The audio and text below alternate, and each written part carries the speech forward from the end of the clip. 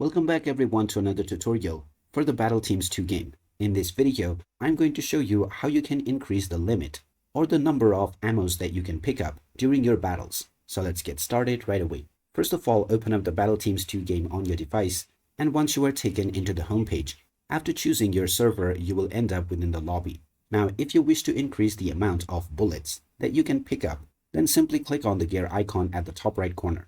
Now, from the menu page, click on Setting. And now within the left side, you will see the Pickup Settings option. Go ahead and click on it. And here you will find various different settings, including the option for automatic pickup, as well as the pickup limit setting. Within the pickup limit setting, you can choose the upper limit of how many ammos you can carry for each weapon type. The values that you can see right now are the default value that is set by the game. So if you wish to pick up more ammos, then you will simply need to move the slider to the right. Once you have set your desired number, you can simply click on the Apply button to save your changes. Just go ahead and make your desired changes, and once you click on Apply, your settings will be saved. After this, you can continue to play your game with your chosen number of bullet or ammo pickups. And there you have it. That is how easy it is to increase the number of ammo that you can pick up within your battles on Battle Teams 2.